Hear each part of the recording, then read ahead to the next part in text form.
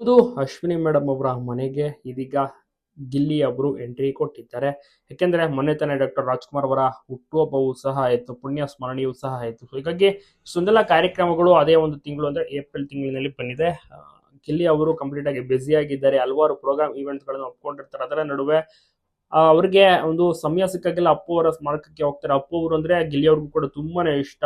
So ಹೀಗಾಗಿ ಅಲ್ಲಿಗೆ ಹೋಗಿ ನಮಸ್ಕರಿಸಿ ಬರ್ತಾರೆ. ಅಶ್ವಿನಿ ಮೇಡಮ್ ನ 2 ಸತಿ ಮೀಟ್ ಆಗಿದ್ದಾರೆ, ಲಾಸ್ಟ್ ಟೈಮ್ ಸಹ ಮೀಟ್ ಆಗಿದ್ರು. ಈಗ ಕೂಡ ಭೇಟಿಯಾಗಿ ಆಶೀರ್ವಾದವನ್ನು ಸಹ ಪಡ್ಕೊಂಡಿದ್ದಾರೆ. ಜೊತೆಗೆ PRK ಸಂಸ್ಥೆಯಲ್ಲಿ ಗಿಲ್ಲಿ ನಟಗೂ ಕೂಡ ಆಸೆ ಇದೆ, ಕೆಲಸ ಮಾಡಬೇಕು ಅಂತ. ಒಂದು ಒಳ್ಳೆ ಆಫರ್ ಸಿಕ್ಕರೆ ಖಂಡಿತವಾಗಿಯೂ ಕೂಡ ಗಿಲ್ಲಿ ನಟ ಅವರು ನಟಿಸ್ತಾರೆ. PRK ಸಂಸ್ಥೆಯಲ್ಲಿ ಒಂದು ಪಾತ್ರ ಸಿಗಬೇಕು ಅಷ್ಟೇ. ಗಿಲ್ಲಿ ನಟ ಎಷ್ಟರ ಮಟ್ಟಿಗೆ ಬಿಸಿ ಅಂದ್ರೆ ಗೆಸ್ಟ್ ಆಗಿ ಹೋಗ್ತಾರೆ. ಪೊಲೀಸ್ ಪ್ರೊಟೆಕ್ಷನ್ ಮತ್ತೆ ಬಾಡಿ ಗಾರ್ಡ್ಸ್ ಗಳು ಇರಲೇಬೇಕಾಗುತ್ತೆ ಇವರನ್ನ ಕಂಟ್ರೋಲ್ ಮಾಡೋದಕ್ಕೆ. ಯಾಕೆಂದ್ರೆ ಅಷ್ಟರ ಮಟ್ಟಿಗೆ ಜನರು ಮುಗಿ ಬೀಳ್ತಾರೆ ಗಿಲ್ಲಿ ನಟನ ನೋಡ್ಬೇಕು, ಮಾತಾಡಿಸ್ಬೇಕು ಅಂತ. ಆ ರೀತಿ ಒಂದು ಫ್ಯಾನ್ ಕ್ರೇಜ್ ಕ್ರಿಯೇಟ್ ಆಗಿದೆ. ನಿಜವಾಗ್ಲೂ ಕೂಡ ಸೂಪರ್ ಅಂತ ಹೇಳ್ಬೋದು. ಗಿಲ್ಲಿ ನಟ ಇದೇ ತರ ಮಿಂಚಲಿ, ಒಳ್ಳೊಳ್ಳೆ ಸಿನಿಮಾಗಳನ್ನ ಮಾಡ್ಲಿ, ಅಭಿಮಾನಿಗಳನ್ನ ಸಂಪಾದನೆ ಮಾಡಿದ್ದಾರೆ.